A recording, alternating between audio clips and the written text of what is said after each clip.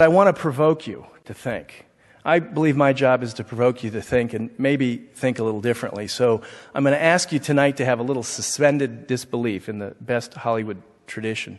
You can always go back to the way you thought when I'm done. But if you find yourself in the stories I'm going to say tonight, what would you do differently? And finally, there is something called the perceived view of the future, and that has a tremendous influence on what we do in the present. When George Orwell wrote 1984 and put forth this concept called Big Brother, people in the Western worlds read this book and looked at each other and they said, there's no way we're going to let that happen. And we organized our view around the future of ensuring that Big Brother would never happen. Well, as you've already somewhat identified even today, you don't have privacy anymore. We organized our future around the fact that we would never have Big Brother, yet in the world as we live today, there's really no such thing as privacy, which I'll talk a little bit about more in a minute. And finally, it's much like being what some people think is a soothsayer, like Johnny Carson behind me. For those who aren't familiar, he was recently voted the #1 iconic television personality in the history of my colony. And one of the characters he would play was called Karnak the Magnificent. And Karnak would hold the envelope up to his head, and he would divine the answer to the question, not in your lifetime. And of course, he had a straight man, which I don't have here, who would repeat that question, and he'd make a funny move, and he'd rip open the envelope, and he would look at the question, which was, when will the United States win a soccer World Cup? Man, you guys are a tough audience. Well, so with that as my lead-in, let's move on. Well, no, come on, Johnny, it was pretty good, wasn't it? Okay. More than anything, this isn't about, a lot of people say this guy's an out-of-the-box thinker. It's not what it's about. It's about the question, why a box? You have to give yourself permission to ask questions like, why a box? You have to give yourself permission to think what I like to call 10x thinking. If you want to move from x to x plus 5 and you only look at x plus 5, you're only going to move to x plus 2. You've got to go to x plus 10. You'll bring it back, but give yourself that permission. It's extremely difficult to find that future if you don't give that permission to yourself. So let's give my 2 cents on the kinds of things you've heard the last 2 days, and then I am going to poke at you a little bit about some of the things that I think you could do to take all of that, to find that as a source of inspiration, and to move it forth to creating a whole new innovative way to think of what you do. So if we were to start by looking at the context, we'd have to remember things like, as was said yesterday, that there's more English-speaking people in China than all of North America, that this is the first time in history where children have knowledge their parents wish they had. If you don't have a kid at home right now, I'm willing to bet that your VCR's blinking 1200. Yeah, I got a witness right here in the front. This is the very first time in history where the United States has been looked at as the most dangerous country in the world. This is, matter of fact, I think one of the most important things that happened in the last 3 years in the world, particularly in the first world, is that the actuarials changed the tables from 100 to 120. It used to be if you lived to be 100, you were off the chart, at least 101 day. Now the chart goes to 120. A small change in the mean from a average age span of 78 to 81 would mean a huge change in the end of the distribution with someone living to be 130 or more years. The only certainty today is a constant string of uncertainty. People don't go to work with any certainty they know how to do their jobs. People don't retire with any certainty they have enough money. In my country, when Franklin Roosevelt set the mandatory retirement age at 65, the average lifespan was 62. No wonder it worked. No wonder it worked. You know, we stand in front of God and say, till death do us part, with no certainty that I'll be here in 2 years, let alone have you be here in 2 years.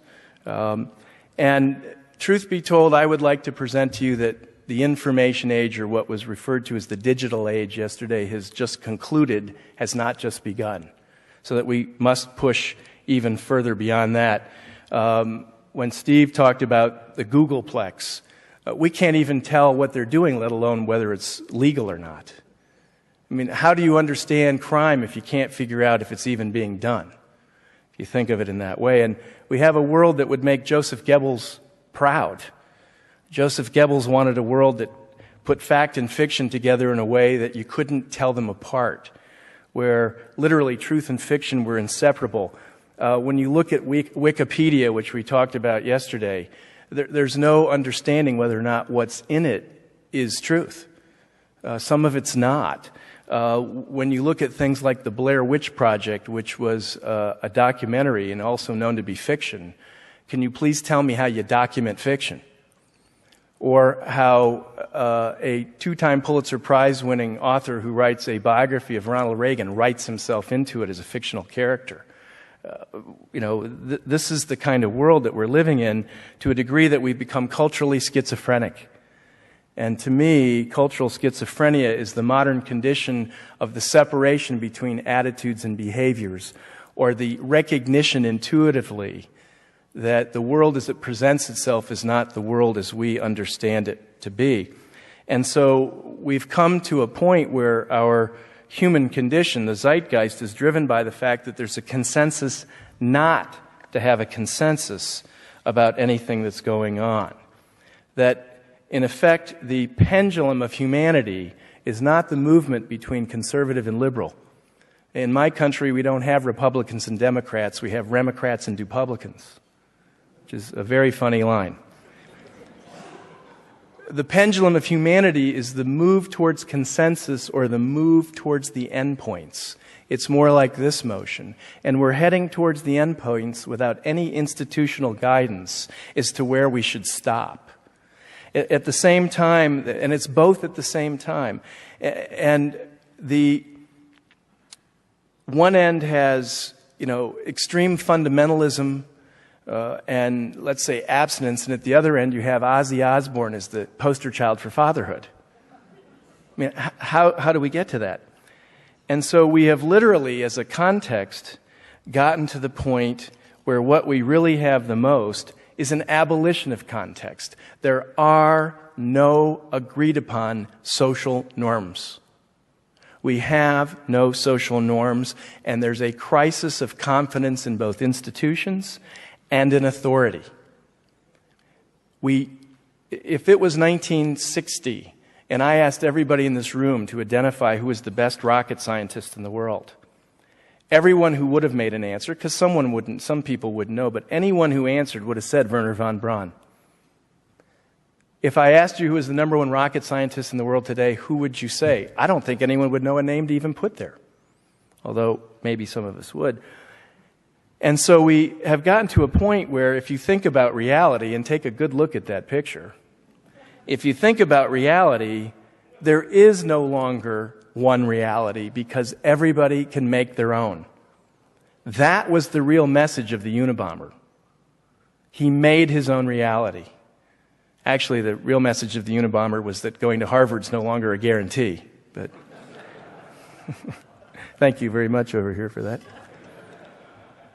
And we've hit the point where we're living in a world that has become autocatalytic. Change has become autocatalytic. It's not about the rate of change or the amount of change. Change is feeding itself. It's kind of like the weather at Mount Everest. You can't predict the weather at Mount Everest because it makes it in real time, moment to moment to moment. It's the same kind of thing. And you must, as much as it would probably make John Locke roll over in his grave, give up on logic. Not that it doesn't exist anymore, but it's no longer the dominant organizing premise to society.